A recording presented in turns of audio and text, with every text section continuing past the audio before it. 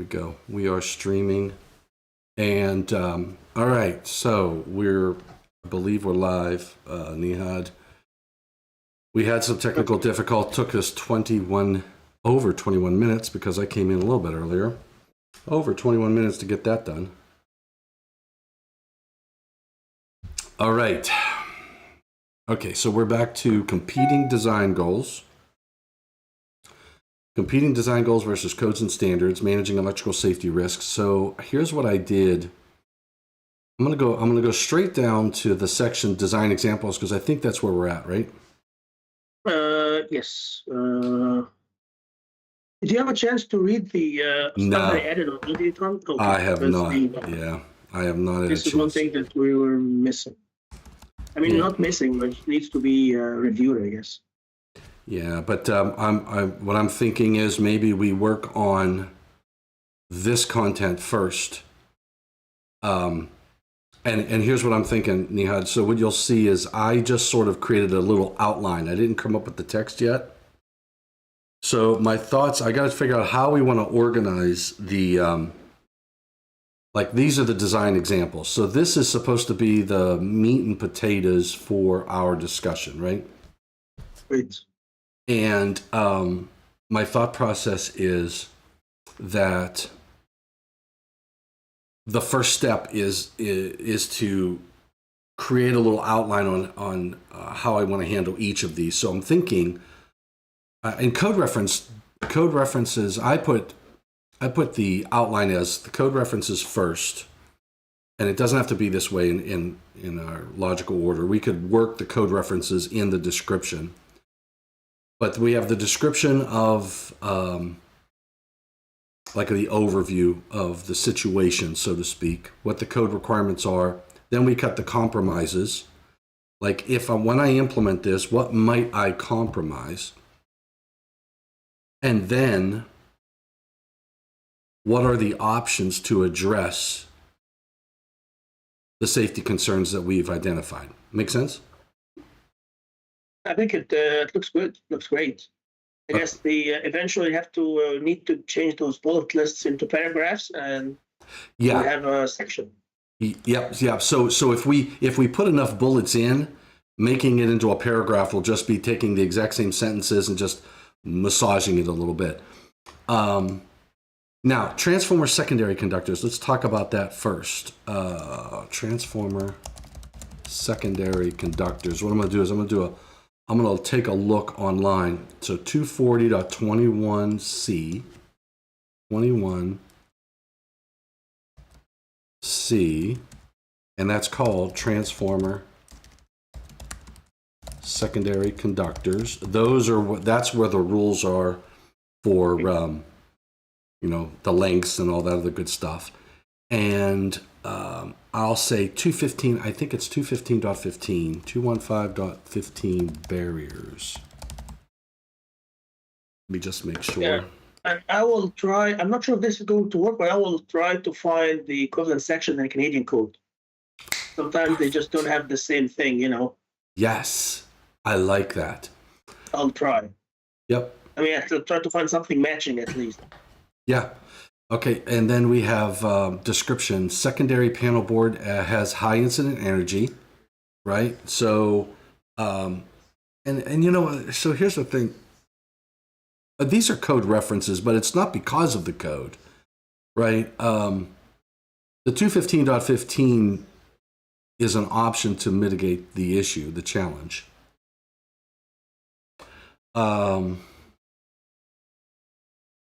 I guess if this is the case, do you think we need the code references? Maybe we change it in a way because the emphasis, I guess, on the situation. Maybe the references can go last or if needed. Yeah, they can. Yeah, and the only reason I put them up first is because I wanted to, in developing the content, I need to see what the code sections were first. So, so the other thing is,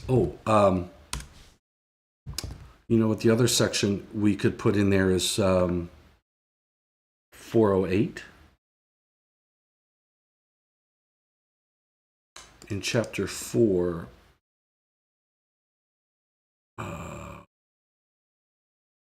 I think it's 408.6. 408.6 tells us that, no, that's 408.6. It's panel boards. It's panel boards 408.36. That tells us that we have to land on an overcurrent device to protect the panel board. But that's not necessarily an issue. So here's the issue. All right, so we'll just leave that. I think those are two good references. The secondary panel board has high incident energy. Secondary equipment has high incident energy, increasing risk through increased severity. Right? Oh, that's the other thing is the options. We could in the area where we talk about options, we could try to deal with the Code references. No. Whether or not the options address likelihood or severity, and in fact, we could also align those with the hierarchy of risk controls. I think that's what we did in the presentation. Remember, because I was going to use the presentation that we did at TSW, and remember there was like tables, and you had to remember because we did some of the traffic light approach, right? Green, red, yellow, kind of thing. Align the options with either addressing likelihood or severity, and include where on the hierarchy of risk control the options lie. I like that. All right, so transformers equipment has a high incident energy. Secondary equipment has high incident energy, increasing risk through increased severity, right? The primary breaker is selected with an intentional delay to accommodate inrush of the transformer.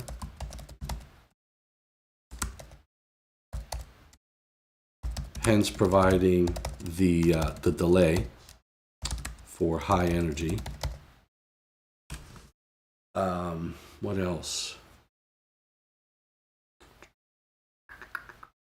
I think that's it for now. And then the compromise I put I put life. I put it's not life is at risk. It's really heavy PPE would be required for secondary equipment.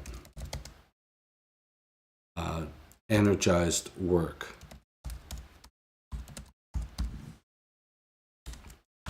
Right? Yeah, and then it's obvious that I have a higher risk because of higher energy. Fault at the panel board can cause extended downtime and have high replacement costs. So I said if you do cause an issue there for whatever reason, it could be man-made or it could be water intrusion, whatever. But any faults at that panel board would be extended damage. And all of a sudden, now I'm getting an echo. What did I do? I didn't do anything. I can't hear any. I don't hear any echoes on my end. I'm hearing an echo. All right, hold on.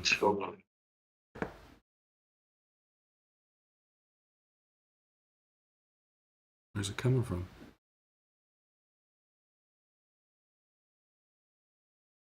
Hello? Yes. All right. I can hear you. All right, so that it went away. Okay. All right, I don't know what happened, but it went away. Okay. Where was I at? What was I saying? Oh, we could damage. You could damage nearby equipment, right? You can't hear me? I can hear you. Okay. Do you agree? No? I don't know. I don't know if you can hear me. I can hear you. Something's going wrong. So I'm asking. Oh, you're what? No, I thought there was some delay, but I can hear you now. Okay. I can hear you. Do you agree? I don't know if Agree with the damage could extend to nearby equipment. Is this what you're asking? So that's so we have. Let me walk through that again. The compromise. So we have heavy PPE would be required for the secondary equipment when performing energized work. We have high incident energy increases risk. That's not a compromise, though, right? That's not a compromise. That I guess it's that's already byproduct. stated above. That's a byproduct. You could wear heavy PPE. That would be a compromise, and just deal with it. This is not a compromise. This is the description. The fault can cause extended damage. Oh, I know what this is. No. So, okay. Oh, hold on. This is not a, okay. These are what's being compromised. All right. So, personnel safety. Personnel safety. So that's the first compromise. The second compromise is reliability, because you could have an extended downtime and damage could extend to nearby equipment. So we have the compromises are personnel safety and reliability. What else? Oh, cost. Tom, I'm not sure when you talk about personal safety, how is heavy PPE as a compromise? So you're compromising personnel safety because you're causing the individuals who are working on it to wear heavier personal protective equipment, right? So in the thought process is, if I have high incident energy and they have to wear heavy PPE, then they'll be clumsier. It'll be harder to work.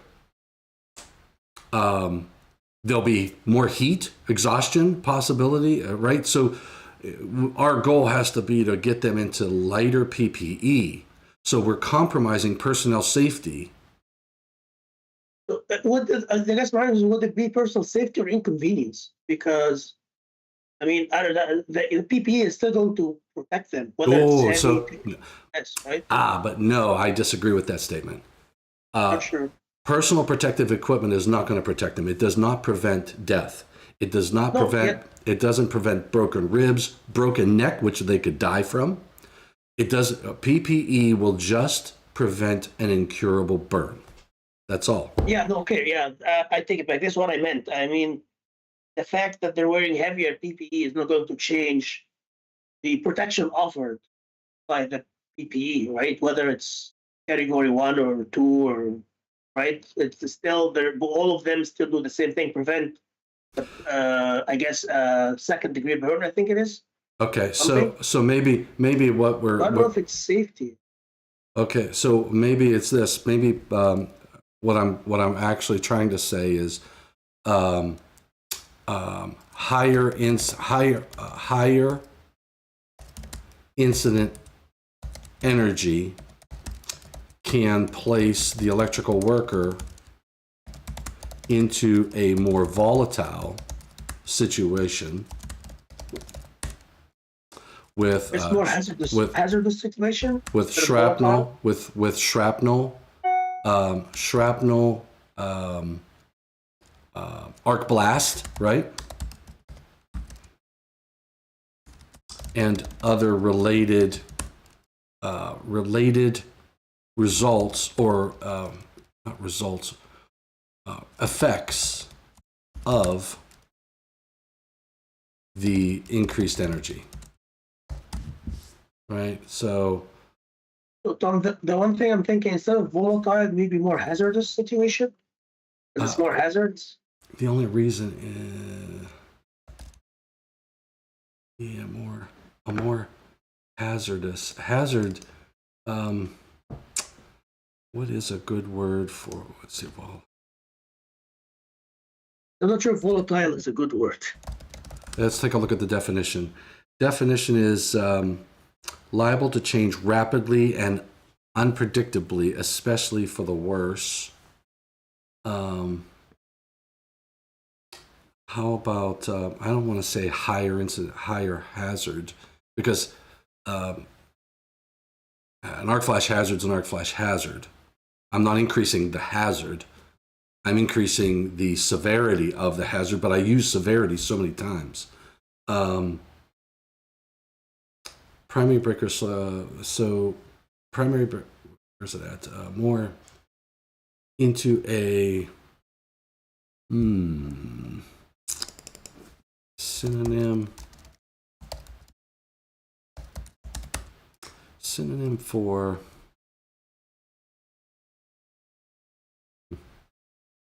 what would you say? How would you say more volatile?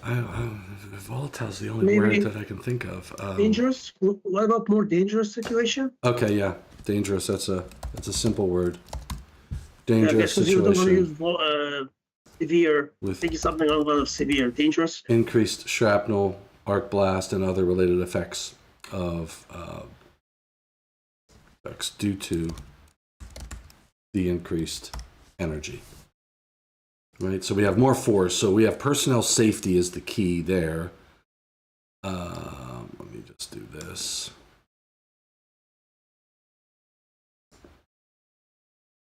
Do that.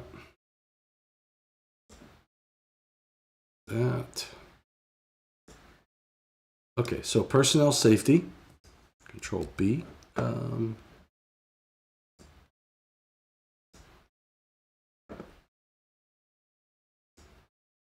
We've got reliability concerns, right? So fault at the panel board can cause extended downtime and have high replacement costs because you'd have to, and damage could extend to nearby equipment.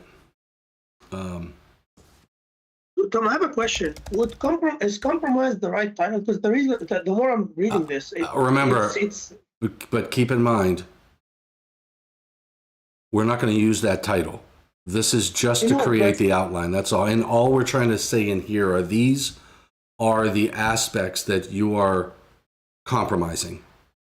Do you know what I mean? When I don't mean compromise in respect to this for this. I'm saying you're compromising. You're putting into jeopardy your design goals. That's the way to think of these sections. So you have a design goal of personnel safety. How are you compromising it? Does that make sense? Yeah, I mean, I didn't read it that way before, but I guess I now see where you're coming from. Yeah. So my thoughts are that the whole goal of this, if we think about the title of it, it's design goals. Now, this is not an NEC generated design conflict. This is, we have transformer secondary conductors. It's a basic design thing. We're permitted in 240.21c, we try to restrict the length of those conductors because they're transformer secondary conductors and they're unprotected conductors, just like service conductors. And we put in 215.15 to address risk. So that's a part of the options that are on the table, right? So I think barriers as required in 215.15. But the description is, here's the issue, here's what the situation. What are your design goals that you're compromising that you have to address? So we have to at least list, here are our design goals. We have a design goal for personnel safety. We have a design goal for reliability. We have a design goal for cost, right? And they can be conflicting with each other based upon the situation that we're in, which is the first piece of equipment on the secondary of a transformer. That's sort of the way I'm looking at each of these, A through whatever. Now that's why I wanted to go over that first. I want to make sure you and I agree. Okay. No, it makes sense of that process. Because this kind of a little bit different, but it follows similar structure to what we did in our ESW tutorial. Because I was thinking of using the same approach. Remember the tables that we had with all the traffic lights? Whether, at each, I don't know, you can pull up the presentation probably because it might help. Because we already did this work, get it all framed in terms of, hey, this is what are the impact of using, let's say, barrier on all the 7 or 8 goals that we had. And this is the impact of, so and so. I think we kind of have similar work. We have similar, but here's the difference. What we did was we focused in on the barriers. What I was thinking is we should focus in on the application. And the application is whatever is being fed on the secondary of a transformer. What for that application, because the barriers is actually a method or way to address the. Yeah, it's one of the options on the table, which may be and which is a code requirement, and it only impacts one of the columns, right? So my thought process was, if we look at the application and then we can reference NEC requirements like this 215.15, I can also put 240.87 and 240.67. 240.87 is arc reduction, 1200 amps circuit breaker and fuses and above. So 240.87 is circuit breaker, arc reduction, 1200 amps and above, and then 240.67 is fuse, arc reduction, 1200 amps and above. Because if the transformer is supplied by a circuit breaker or a fusible switch that is 1200 amps and above, then you would have this technology. But we can learn from that to say, look, you could employ that at lower fault current values, and that's one of the solutions you could put in, which goes above and beyond the basic code requirements. So makes sense. Compromise design goals. Tom, I have to step away for 10 minutes, but I'll be back. Okay, sorry. All right. Yeah. No worries. No worries. I'll be right back. I'll leave the camera on and everything, but I'll be right back. All right. Perfect. Yeah, I'll be back. Thank you. Yep.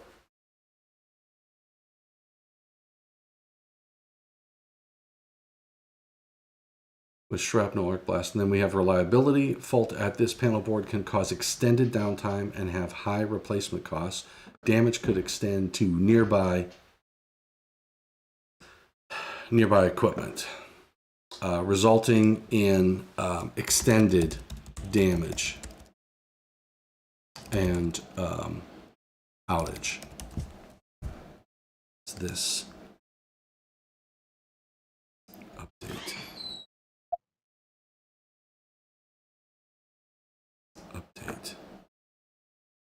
Jeez, oh man. Okay. And then, all right, so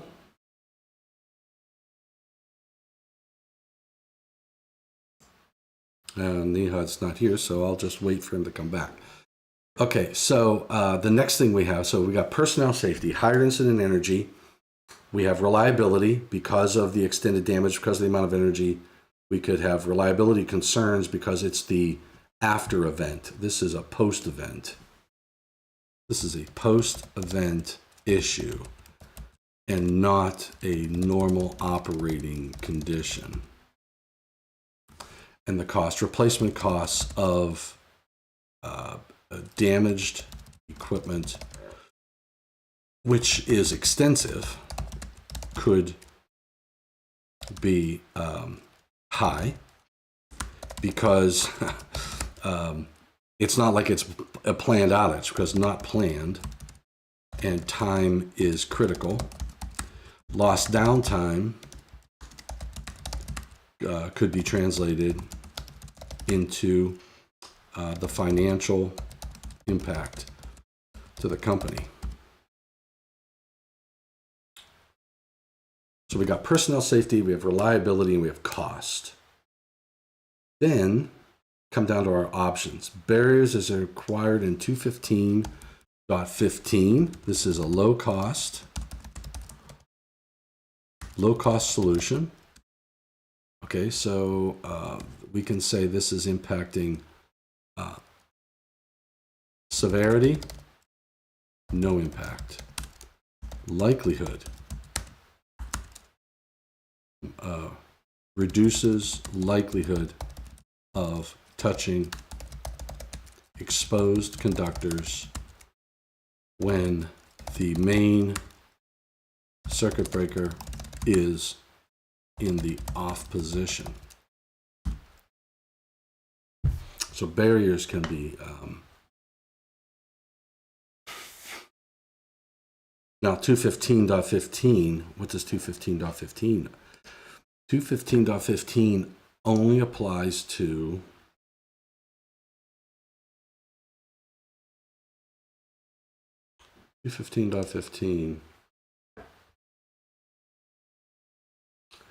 barriers shall be placed so that no energized internet ground terminal is exposed to inverted contact. Maintenance equipment while servicing low terminations in panel board, switchboard, switchgear, or motor control centers. So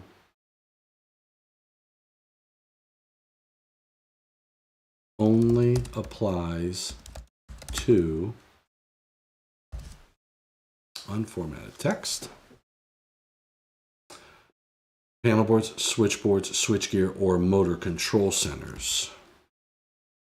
Low cost solution that reduces likelihood.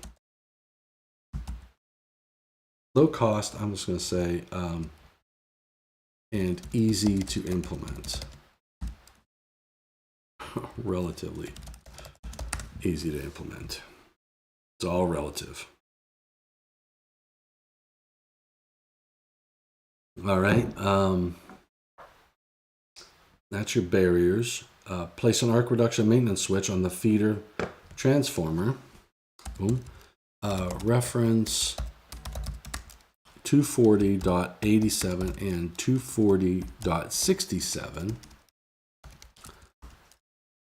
Realizing these solutions can be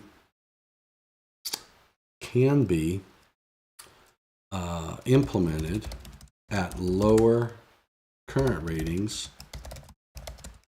than 1200 amps. Make sense?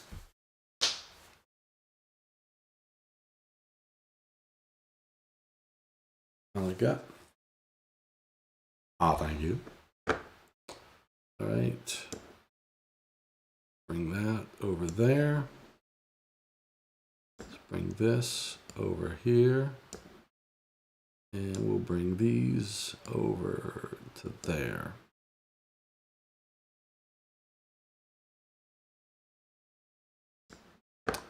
And we'll bring this up this way. Okay, so this severity reduces severity when justified energized work is being performed. Okay. Likelihood.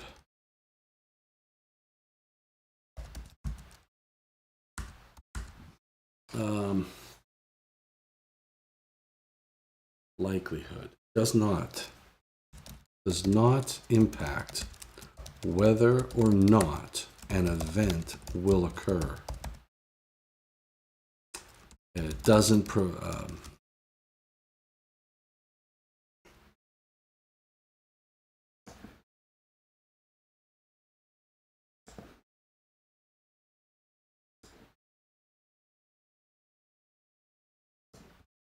I'm going to say up here, in some cases, multiple options could be implemented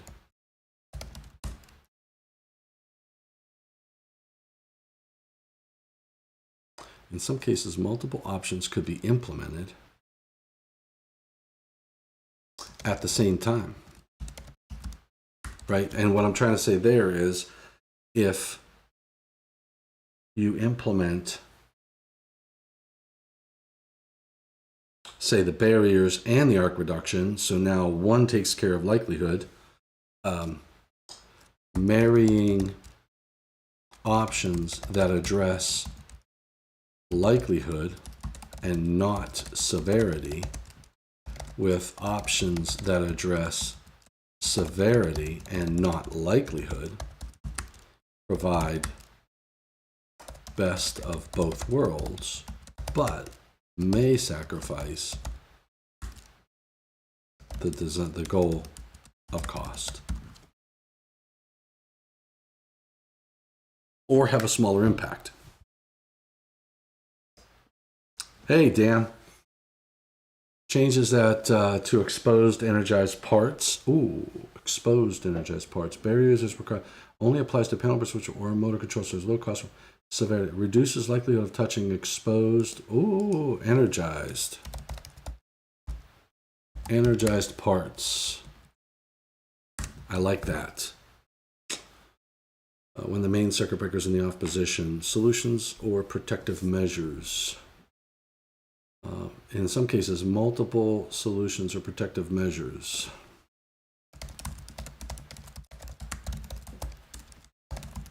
Could be implemented at the same time. Marrying options that address. So all I'm trying to say there, Dan, is I could implement the barriers, which is a low cost. The barriers, the 215.15 requirement, I would say it's relatively low cost.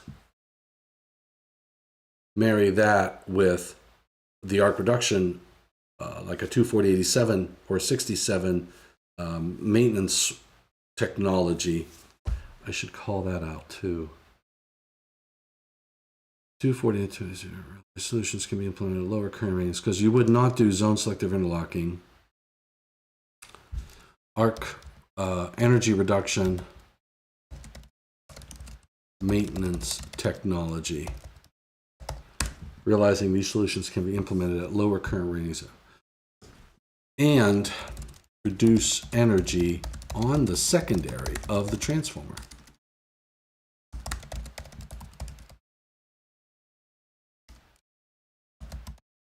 I meant protective measures rather than solutions. Protective measures. In some cases, multiple protective measures.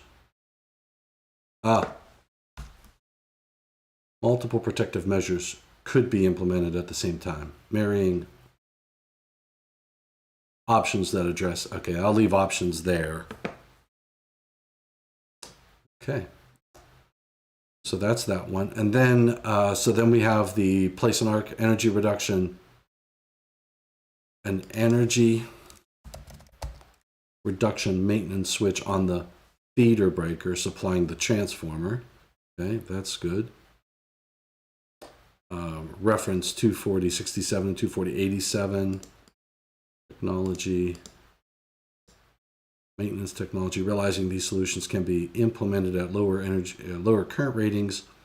All right, I like that. And then land the secondary conductors in a fused disconnect switch.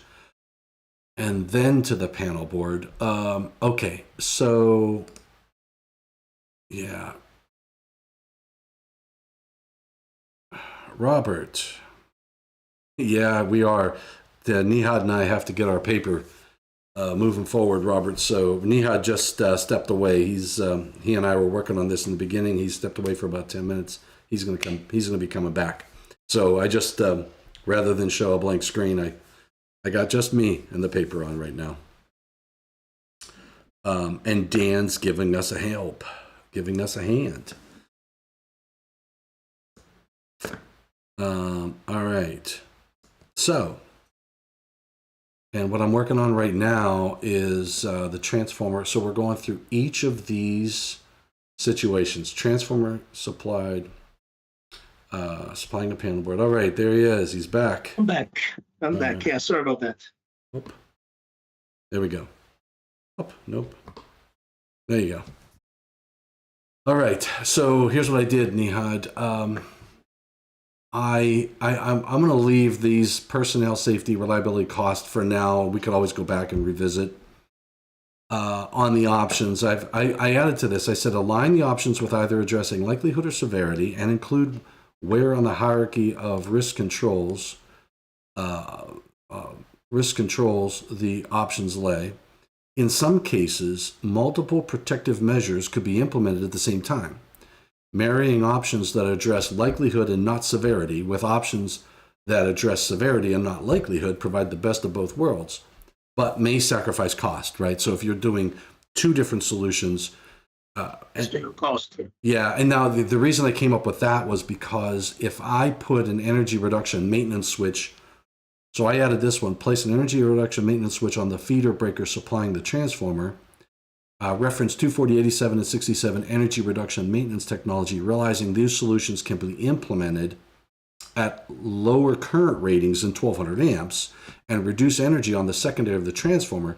I say it addresses severity, but it does not impact whether or not the event will occur from a likelihood perspective, right? So then the thought process, that's when I said, well, wait a second, I could implement this and then barriers, which is a low cost and relatively easy to implement on the main overcurrent device. Now one addresses likelihood, the other one addresses severity. Yeah. So, but in the 215, I could argue whether or not it would be expensive or not. But I, in my opinion, wrapping the conductors may be a low cost. That's just my gut feeling. And I just said that putting that in does not impact severity at all. So those were the two. And then I just was landing the secondary conductors of the transformer in a fused disconnect switch and then to the panel board. Fused disconnect switch or circuit breaker, enclosed circuit breaker, and then to the panel board or other equipment. And to Robert's point, this is where the breaker integrated transformer would come into play, is because now I'm moving the energy, moves energy. Okay. Oh no. I'm gonna come in here and I'm gonna say likelihood, right? Likelihood. The energy is moved into an enclosure that has a lower likelihood of being worked on while energized,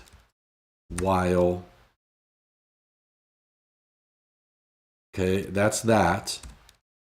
Severity, the energy in the equipment more likely to be worked on energized has a lower incident energy because the upstream protecting OCPD is on the secondary of the transformer. And then there's the use of transformer that has a secondary breaker built into the transformer, reduces the footprint, the footprint necessary to implement as a separate disconnect is not required on a wall. But the challenge here, if the transformer is not next to the panel board or load equipment, the disconnect is further away, right? So if I take the, in likelihood, placing a separate disconnect next to the supplied equipment may increase the likelihood of establishing an electrically safe work condition and in a manner that is simple. and less likely to result in confusion and errors. Right? So there's a, if I put the disconnect right next to whatever the equipment is, if I have a transformer feeding a motor starter, a transformer feeding a panel board, a switchboard, whatever, if I put the disconnect next to that equipment, but outside of that equipment, then if I need to establish an electrically safe work condition, the disconnect is right there. It's visible. It's easy to lock and tag it out. If I use a transformer that has a secondary breaker built into the transformer, I'll reduce the footprint, because if I have to have a separate disconnect, I need to find a place on the wall for it. But if the transformer is not next to the equipment, then I don't offer the ease of establishing an electrically safe work condition, because you still got to go find the transformer and find that disconnect wherever it's at. Make sense? Yeah. And then you have, I already did the barriers, so that's done.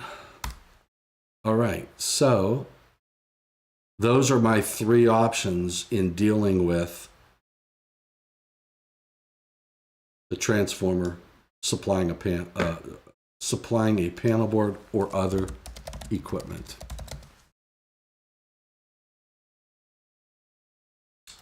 All right, that's the first one. We miss anything? No, I think so. I'm just thinking how we can organize this. I guess maybe this is later, but I think a table would be nice to compare all the options. You know, and still can do the description, paragraphs, and then just it makes it easier for the reader instead of you're kind of having a list of this is what option one, it does this, option two, it does this. It's something to worry about later, because I'm too worried that this would be too long of a section and might just be hard to follow for someone who's not, you know, as I guess familiar with the whole idea. Yeah, I mean, if I was going to, I mean, I don't disagree with you. I think that what you could do is put a table that has two columns, basically, likelihood and severity, because you have to have the description of the issue, and I would put in here an example that shows the incident energy at that panel board for a smaller, realistic transformer, right? You know, I wouldn't do like a 1500 kVA transformer. I mean, there are 1500 kVA transformers out there, but I think the challenge would be to demonstrate this on a smaller transformer that you may see, a dry type transformer that you may see more of in a facility. And in many of those cases, they feed panel boards. So we could pick the size kVA transformer and show the example, and then when we get down to the options, we could implement these. If it's severity, you know, we could show the arc reduction maintenance switch on and show the energy on the secondary, and then show the secondary conductors into a fusible disconnect or a breaker in the box, and show that, and then have, to your point, a table. But the table really would be severity and likelihood. We really got to look at that. We got to. I agree with you. We got to make it easier, and then maybe we make it easy by showing a picture of the solution. Yeah, because I'm thinking option one would be so and so in the description, option two, option three, whatever, and then the table will be option one. This is what it does, severity, likelihood, and other things. I think we could include other stuff in the table, not just severity and likelihood. Have to think what else we can include. I mean, the compromises too, right? Like how it impacts safety, reliability, cost. Because maybe option one would do something to safety, compromise safety or reliability. So this could be other things to include in the table in terms of the comparison, you know. Yeah, and my thoughts are that, like, if we did let me just throw this up there. Let's say we did a diagram like this. Okay, I'm doing this for an IEI presentation, doing some of the first draft code changes. But if we did something like this that had that shows the transformer secondary conductors, and then we show that there's a line side barriers. It's a 215.15 requirement. And then we could do this same diagram and interrupt this secondary with a breaker, or show one with the breaker right here, and then show the incident energy. And we could do it visually in the paper.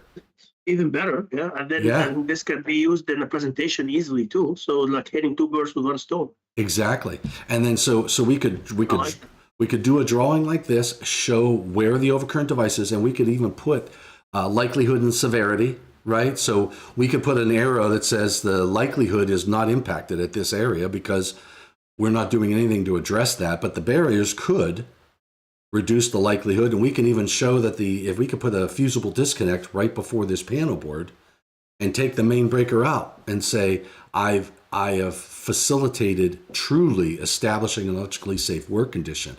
And then if I do that, I'm engineering a solution. Am I engineering it? Am I removing the hazard, right? Is it hazard elimination? Is it an engineered solution? We could put that all on that same image. Yeah, perfect, exactly. And then we can have the KVA, everything will be in the image, so it would save us a lot of space. Would have everything just easier to visualize, because you can even see like we can have two figures or just one figure, like a table with two figures, like this is, case A, case B kind of thing, like facing each other. And then whoever reading the paper would just visually see what's the difference. This is when the breaker is the transformer is implemented in the breaker is built in with the transformer, and this when you have a separate disconnect switch somewhere else. That's right. Yeah, I like that a lot, and this will save us a lot of space too. It makes it easier to follow, which is the most important thing. Yep. And then in the presentation for the paper, we have the image. Yeah, okay. And absolutely. And we're gonna have to spend paragraphs trying to describe the situation. The image would just show it. You don't have to, hey, this is the situation, figure so and so. That's right. And maybe have a little bit of a couple sentences comment in the text. Yeah. So people don't have to read 3 pages describing the whole situation, right? Because right now I'm thinking we have like almost half a page of bullet list. Once you convert this to paragraphs, it will just be massive, right?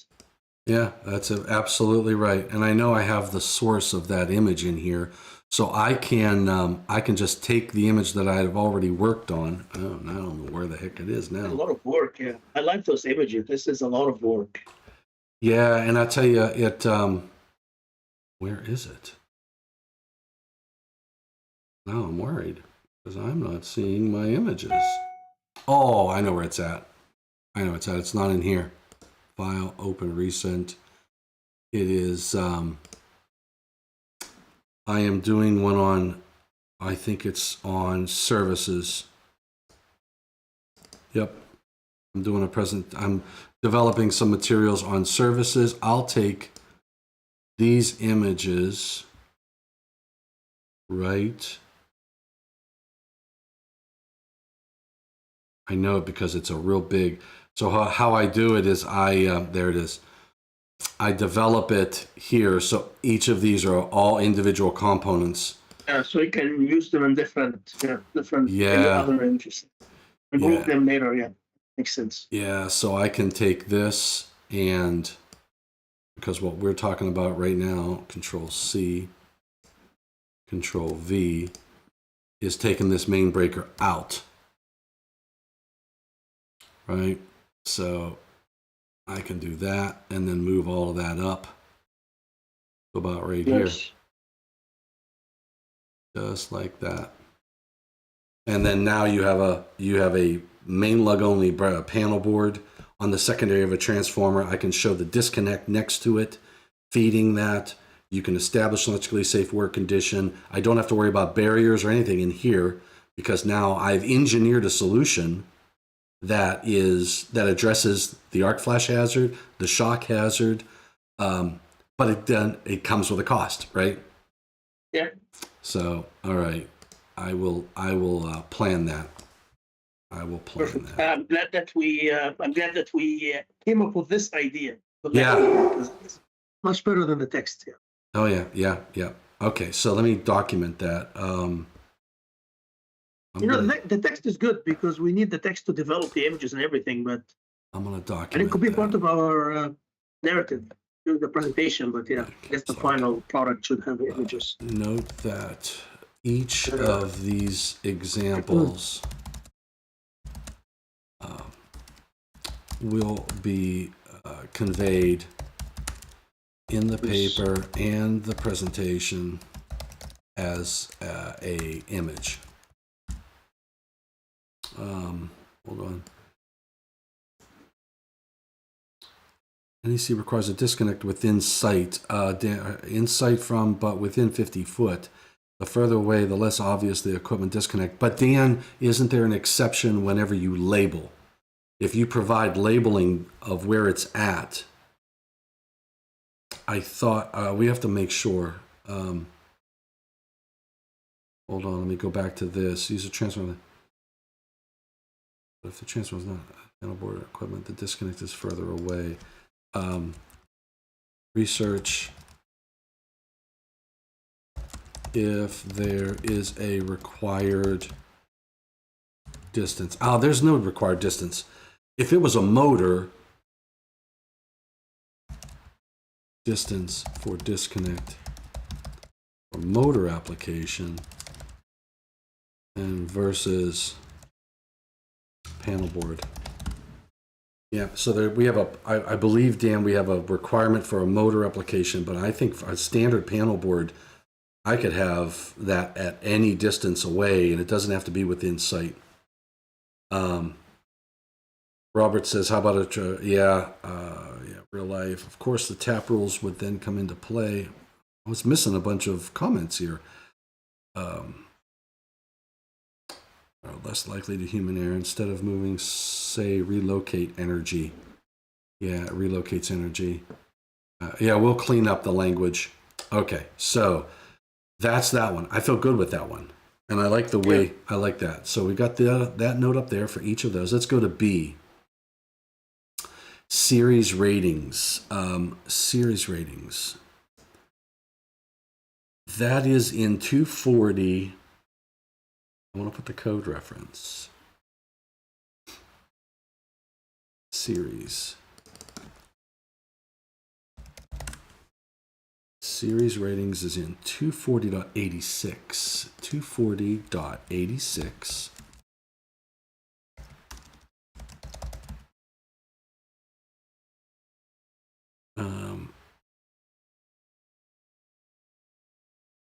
Okay.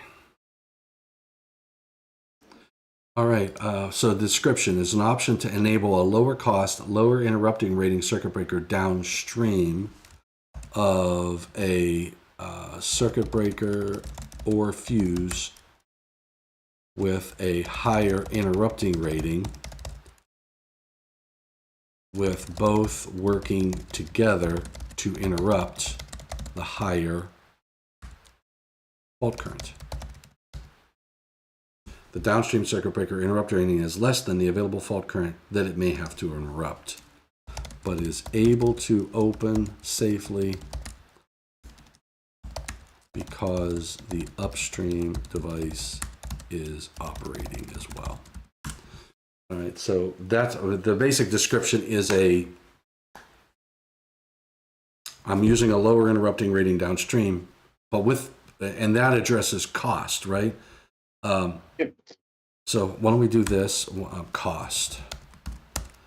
The series rated system has a positive impact on cost of the design because a lower cost downstream OCP circuit breaker is able to be used.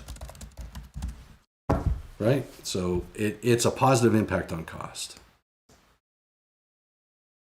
What's another design goal? Flexibility. Flexibility. I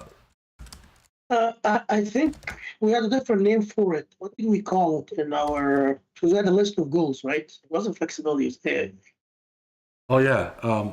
bench or something. Future. Scalability. Yeah, scalability. I like that. Yeah, just to be consistent with the our goals. Yep, I like that. Perfect. Scalability. The flexibility of the system growth is limited as motor loads in parallel with the downstream circuit breaker is limited to 1% of the downstream circuit breaker interrupting rating. So, Tom, I'm not very familiar with fuse rating, but if I remember correctly, it's a fuse upstream and a breaker downstream, right? It has to be fuse and a breaker pair. Am I correct? That is no, that's wrong. Not sure. You will never have a fuse downstream. But you will not always have a fuse upstream. So you can have a fuse upstream or a circuit breaker, always protecting a circuit breaker downstream. So it can be a fuse or. So I know there was a limitation. So downstream is always a breaker, but upstream it could be either one. Okay. Yes. Yep. Yeah, I know there was like a limitation on a breaker, but I couldn't remember upstream it could be either. Okay. Yep. So the flexibility of the system growth, because there's that one. Replacement solutions must be exact catalog numbers and catalog numbers to not compromise the series rated system. New solutions, new additions of circuit breakers to the equipment that is series rated must be exact catalog numbers to not compromise the series rated system. Scalability. So you know what I'm going to do is so what this is where I stopped right here, because this was I was having a challenge with if let's say that you were going to add motors, and let's say that I series rated all the panel boards in my structure, and I had a bunch of motors I was going to add. I couldn't add the motors to any of my existing panel boards. So what I would have to do is install a new panel board that is fully rated to be able to add those motors. So now I have to add to my infrastructure a whole nother panel board, which could increase the cost of the installation. You know what I'm saying? It increased the cost. And I think this goes under scalability as well, because your system is not as scalable. I mean, it's expected when you add something new to your system, you're adding cost, right? But I guess this speaks to scalability, because you can't do anything without adding a new panel board, or you can swap things, right? I guess this is what we're trying to say. You can just swap something with a bigger rated. Yes, I can't. Yes, I can't add I can't add motor loads to an existing system that is series rated, and so may have to install a separate panel board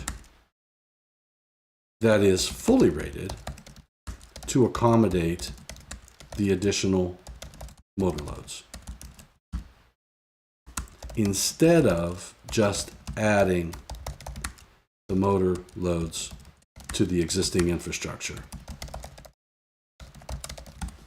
And and it's really only motor contribution. That's the only issue. Hey Dan, thanks for checking in, buddy. Does the initial maintenance of additional equipment need consideration? This is where it gets fun and satisfying. Yes, playing around with this scenarios highlight importance of code knowledge.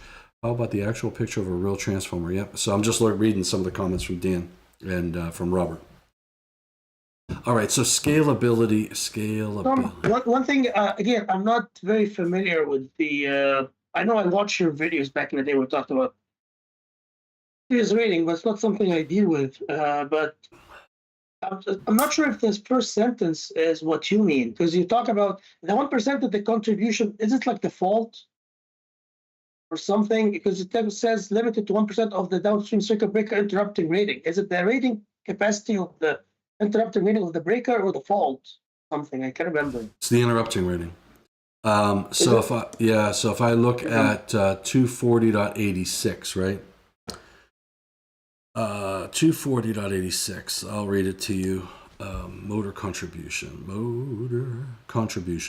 Series ratings shall not be used. Okay, where motor circuits are connected between the higher rated overcurrent device of a series rated combination and the lower rated circuit breaker, the sum of the motor full load currents cannot exceed 1% of the interrupting rating of the lower rated circuit breaker. The downstream circuit breaker interrupting rating. So 1% of the interrupting rating. Okay, and so the growth in that is the motor loads. We're talking about motor loads. This means the motor full FLA, right? Full Yeah. load Yeah. temperature. Yeah.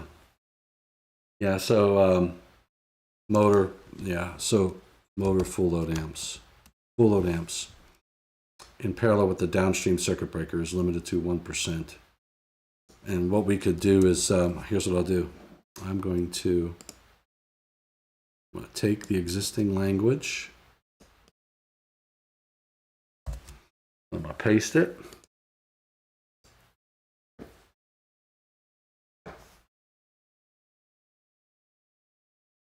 Okay, 1%.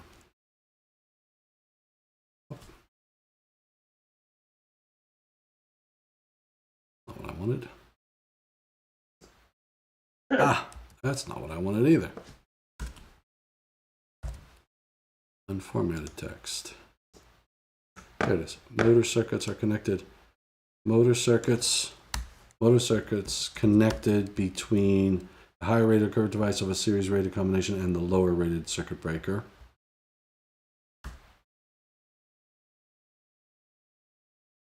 Sum of these motor full load currents cannot exceed 1% of the interrupting rating of the lower rated circuit breaker.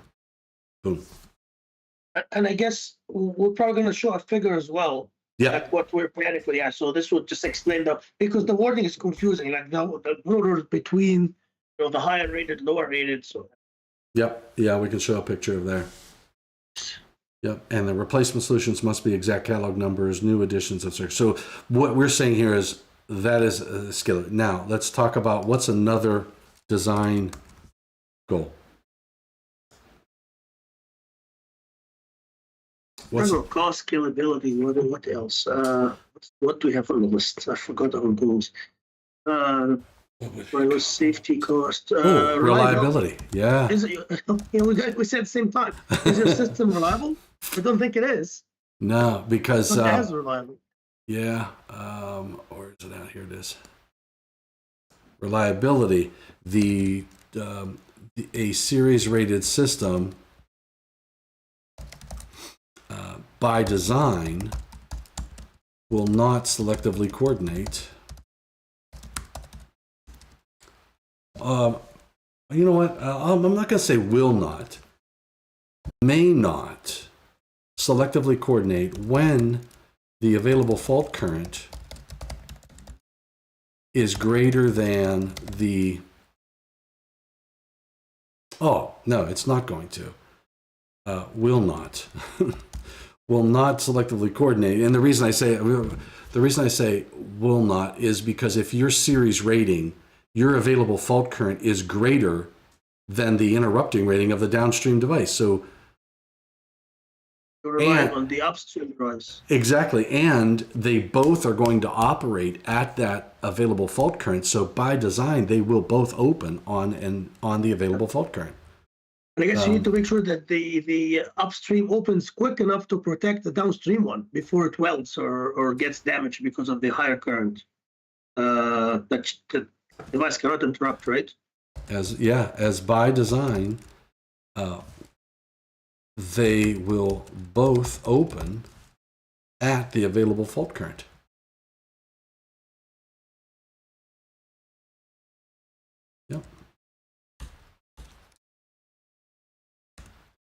the available fault current exceeds the interrupting rating of the downstream device, and at that current will rely on the fact that the upstream will also be opening to clear the fault safely. Hence, we compromise selectivity.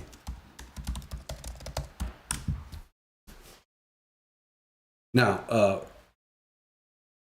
your incident energy values will be low for obvious reasons, but the challenge is the reliability.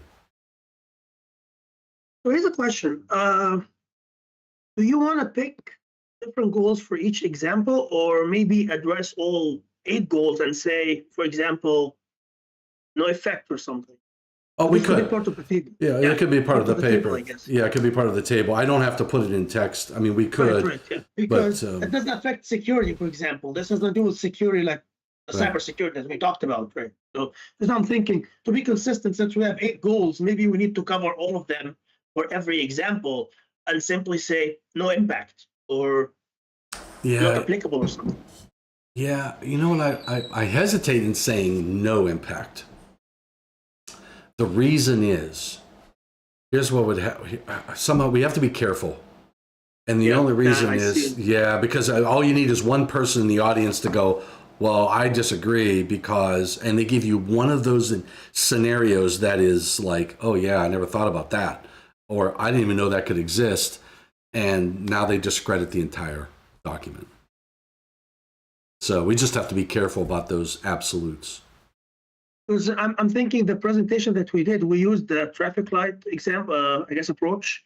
I don't know how can you do it in the paper, because sometimes like neutral or positive, I guess, negative, adversely, and In my opinion, not sure. In my opinion, it's probably better to state comments around the areas that you impact and be silent on the others.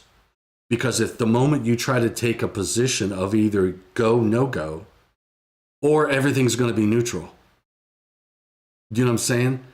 It would be better probably for us to put a stake in the ground on the items like we're doing here and be silent on the others to avoid possible conflict. Because the two of us may not imagine an issue. Every scenario out there is possible. That's right. It's impossible. So we could leave it open on all the other ones, and we can say, look, these are what we identified. There may be more. And you may disagree with what we've identified, but I don't know that I would feel comfortable to say like security, to say, oh no, because here's the issue. If I say security has no impact on security, and someone says, well, what if my series rated system is supplying the security system for my structure and I have an extended outage? Now I did impact security and you said it will have 0 impact on security. Well, that's a point I didn't think about. You know what I mean? So we could probably shoot holes in a lot of those. So it's probably safer for us to just stay silent. So this brings an interesting point now. Since we're going to be presenting this in Colombia in 2 weeks, are we going to change the slide that we did for EastW? No. It's the same presentation, right? No, and here's my thought. In our presentation, we can make that statement. Okay, sure. And we could say, look, we're saying go, no go, and we can explain that, what we just talked about. We can even put a blog on our paper saying, hey, we're working on a paper for EastW. Exactly. Jacksonville. Yes. You're gonna join us, or at least download the paper when it's ready. Hopefully, we can get it done before the conference, because it's going to be a busy 2 months for both of us. I know. In fact, I've been working on other things. I got so many other deliverables. This is just one of a whole bunch, and I'm like, and that's another reason. I mean, I was working on Saturday. I have the Western section, so I'm developing some of the. We're doing 2 sessions or 3. I'm doing a transformer presentation, which I've already got done. I just got to spruce it up, keep it later. But we're having one session where I have the building codes, the impact, the overlap of building codes with the electrical codes. So I've got to pull together the dialogue, and I'm going to have some experts there, and we're going to have the discussion. So I've got to pull that dialogue together, and then I have another session on services, and I've got to pull that dialogue together and some slides. I'm just like, and then we have the 2026 first draft.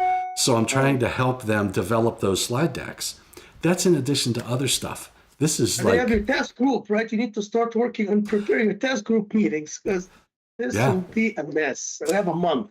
I know. And I've got panel 10 and 2. Oh yeah, I only have one panel. Thank God. Yeah. So this is, but the good thing is we don't have, well, yeah. When do we have to have this paper in?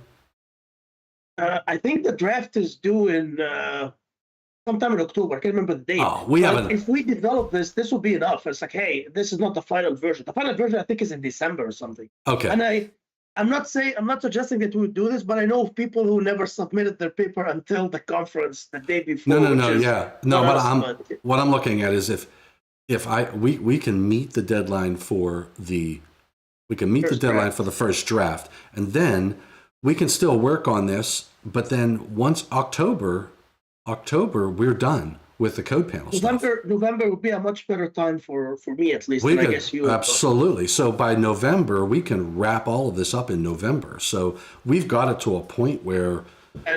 And you know, the thing is, for the conference, I think we can decide maybe 3 or 4 examples max, because the actual examples, I'm thinking of keeping them for the magazine, right? So if we finish the first 2 examples, even 3, this should be plenty for the conference. And then we continue working with the other stuff, knowing that this will be going into the extended version. Absolutely. All right. So, so you're not coming to Orlando. Where are you going now? Where's your Arkansas? Arkansas. Okay. So it's not as I say, it's not that close. It's like, are you going to be in the area maybe? Oh yeah. No. Oh, man, I wish. No. It's the western section. So Florida is the southern section of the island. From the southern? Okay, yeah, I don't know. Yeah, okay. Southern, you're western. Yeah. Yeah, it's unfortunate. I was looking forward to seeing you, and I thought, we'll be spending a week together, so we can even work on this and other stuff, NEC, but. I know. I wish. And here's the other thing. Air Canada is having issues because they've been negotiating with the pilots for a year, and apparently there might be a labor action starting September 18th. So now I'm worried if I get stuck in Florida, in Orlando, because my flight, I leave on the 19th. The pilots, they voted 98% to strike. So if Air Canada pilots go on a strike, I don't know if I can go back home from PCIC. I don't know if I'll be able to make it to Colombia. It's, I'm just keeping my finger crossed that they reach a deal and don't go on a strike. Wow. Because this will be, because I'm going to South Africa after Colombia, right? Like for the Power Africa conference. Please don't go on a strike. Please. Yeah, I know. Man, that's tough. Yeah, and I can't do anything about it. And it's like, oh yeah, you can change your flights for free. It's like, I can't change them because it's not I'm going on a vacation that I can move for 2 weeks. That's right. Yeah. No. I can't do anything. That's a bummer. Okay. All right. Disconnect. So it's I'm gonna have to go here in a couple minutes. So let's do this. Let's do a. I think we did a very good progress here, and I noticed there's one example. You scroll down. I don't know if you want to keep it or not, but I can add information there. I even have art papers that I can reference. The neutral grounding of industrial power systems, because I know you left it open. Yeah, I did not. Yeah. I didn't touch that one.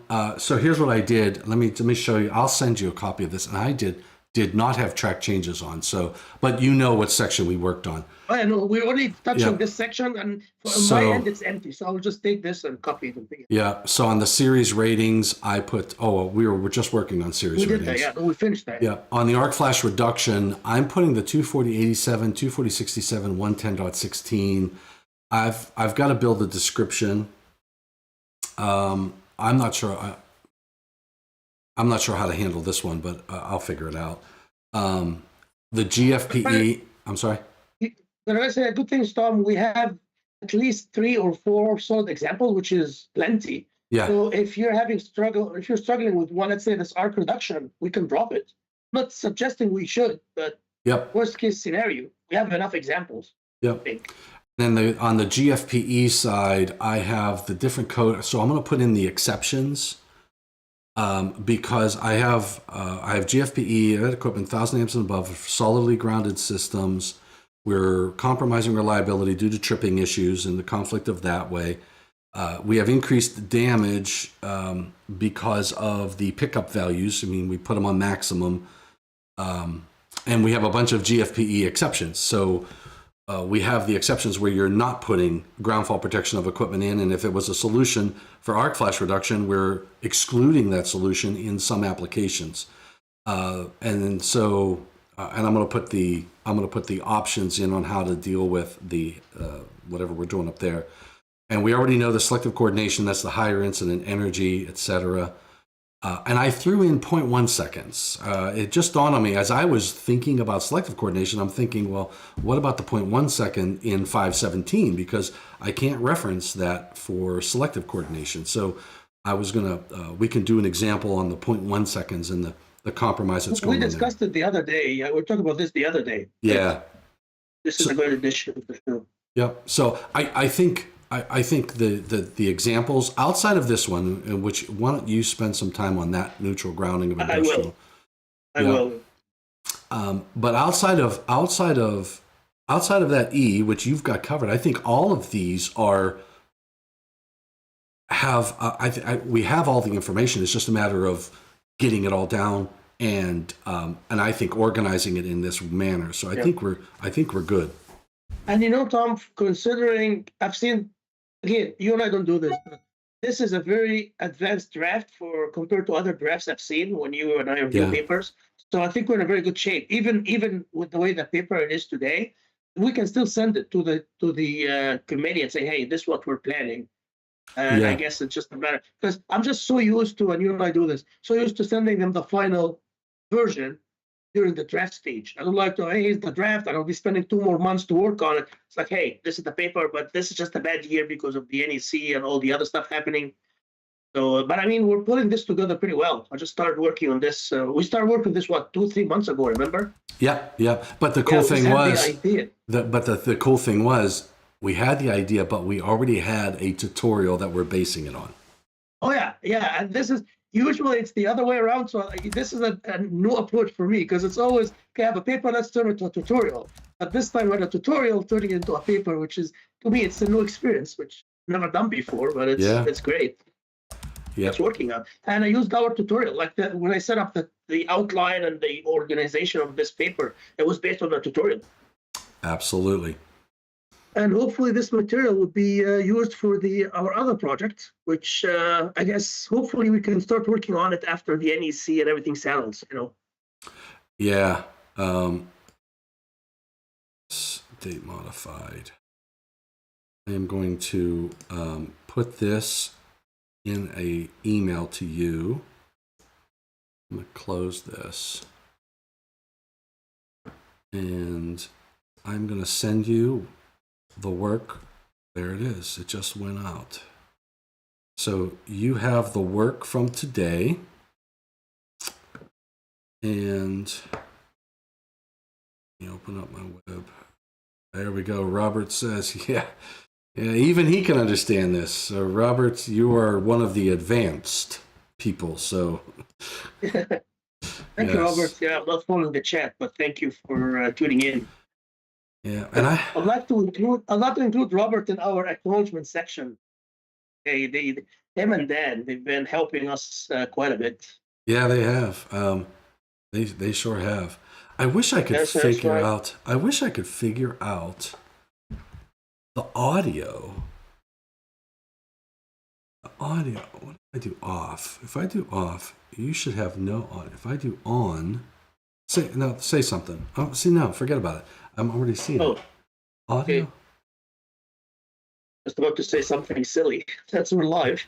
Yeah. Watch your language. This is a family channel. It's the truth. And I'm not sure why. Oh, you know what? I know how to fix this. Hold on. let me do this. See if I received your email. Yeah, make sure. I got your email. Perfect. Okay, so I'm going to turn off that microphone. I'm going to turn on that.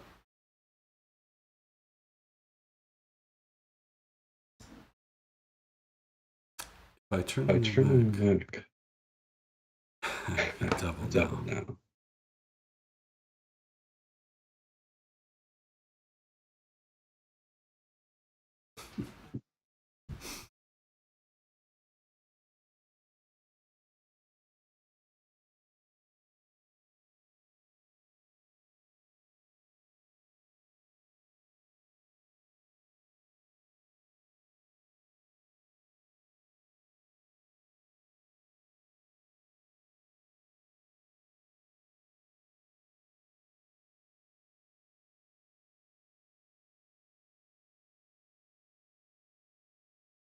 I don't know if Robert is still there. Robert, are you there?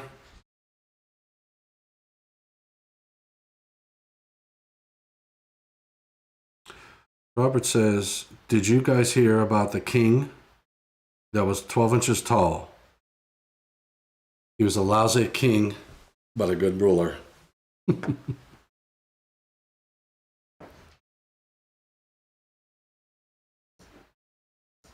Okay, so now I have you, and I think I'm just hearing.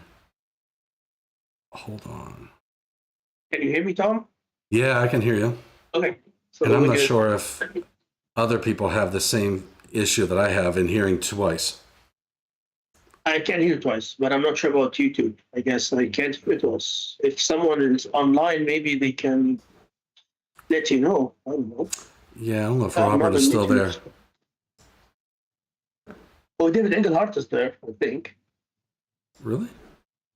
And yeah, and Robert said he is. I opened YouTube now. Robert says I am. Robert, So can you hear two of me? Am I coming in as doubling? Hey, David Engelhardt.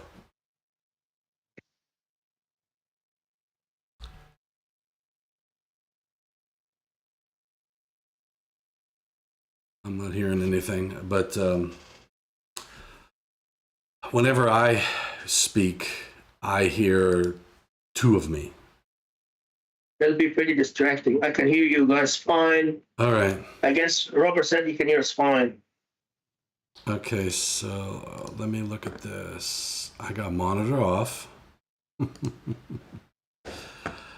Oh, man. There's something on your end, Tom, that no one else can hear. Yeah, it's just, I'm hearing myself. And it's really weird. So, yeah, see, I got that. Yeah, I wonder how this really can hear me. Okay, so say something, Nehad. Yeah, hey, Tom, can you hear me? Yeah, okay, so You figured out? No, I just don't know why I'm hearing myself. Nobody else can hear me.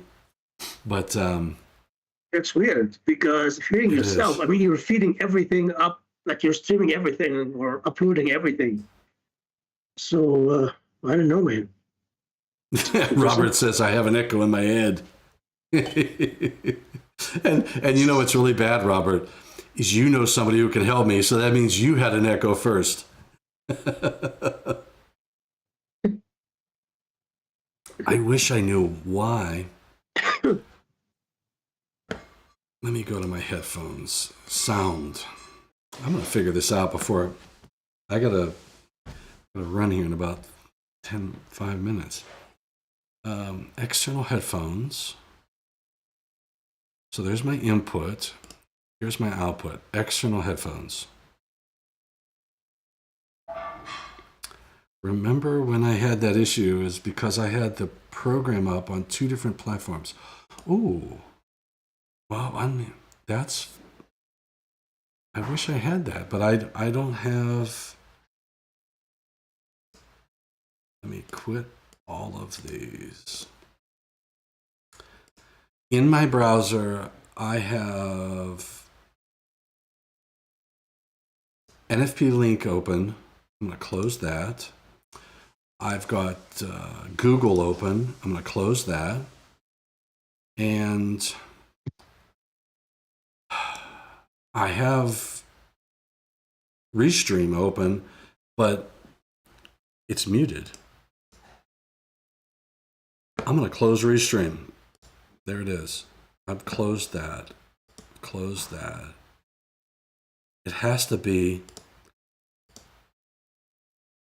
settings, audio settings, speaker. Here we go. Okay, say something, Nehad. Hey, Tom, hopefully this works now. No, it's not working. No echoes in your head.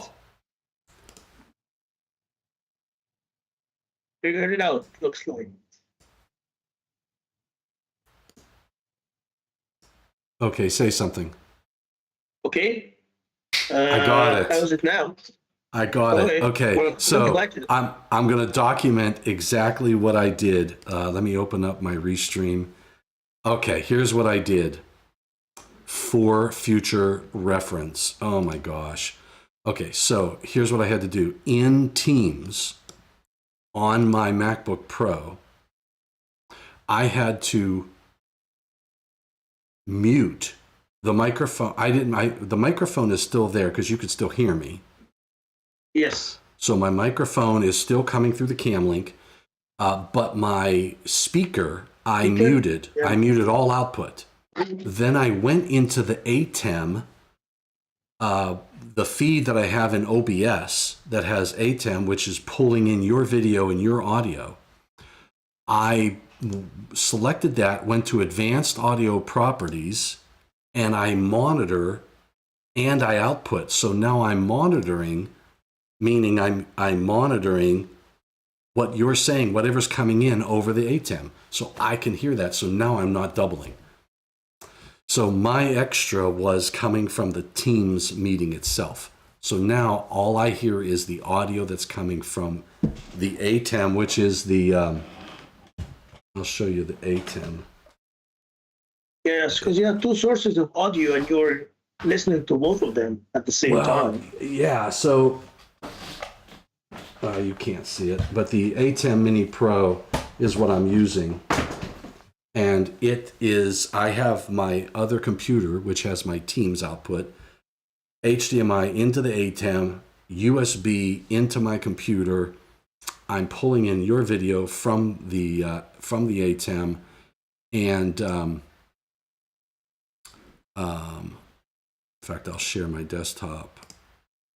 Yeah, I was to say you probably so want to over bring here this with you to Colombia. Yeah, I know. So do you see here in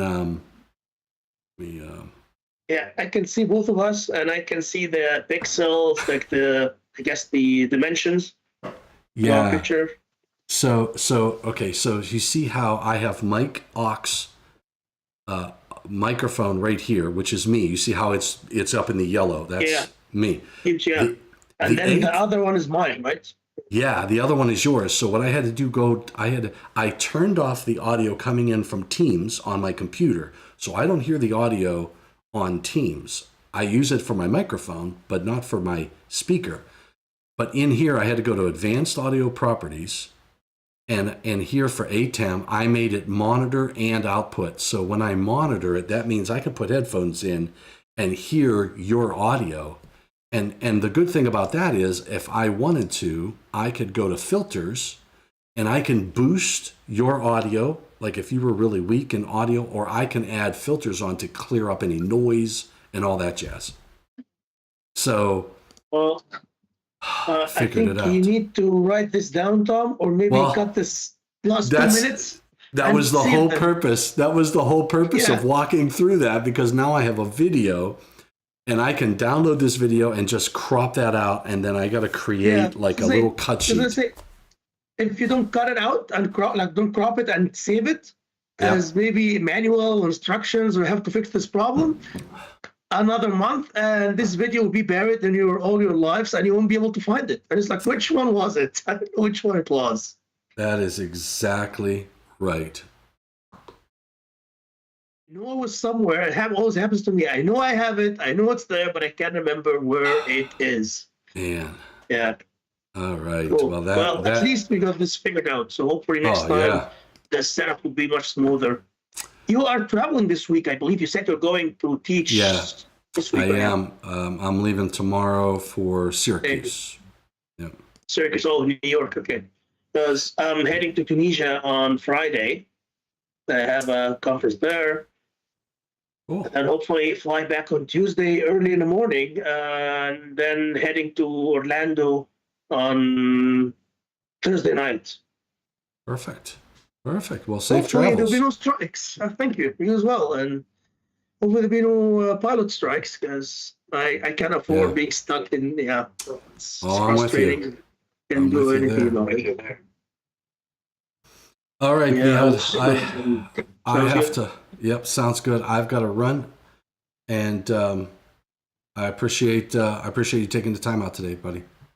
Yeah, And yes, thank you, Tom. Yeah, I guess, and I'll work offline. I guess when hopefully in Colombia, maybe we can get together and get some work done yeah.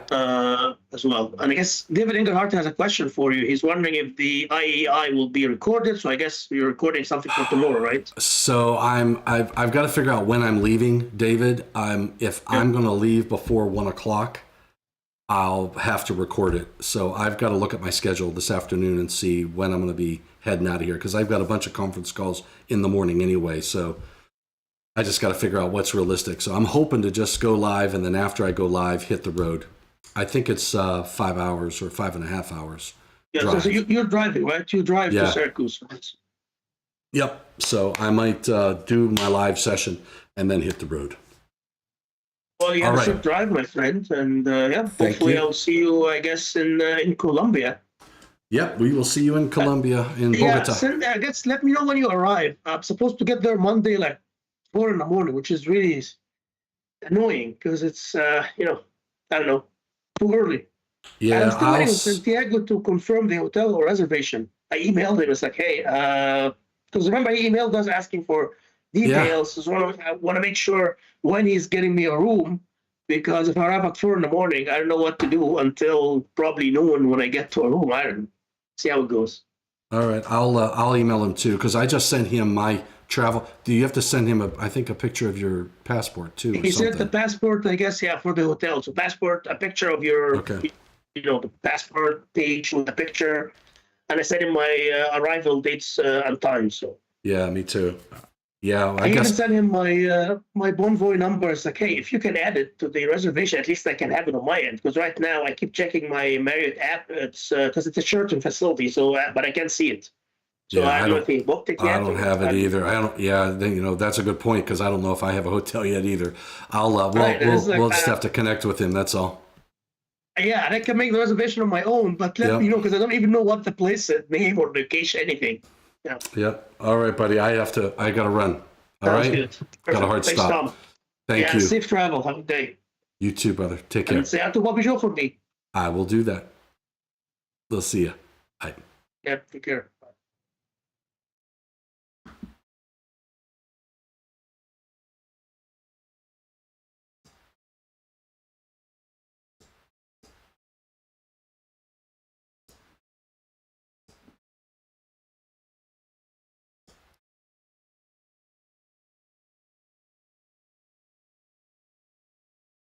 Volume is off.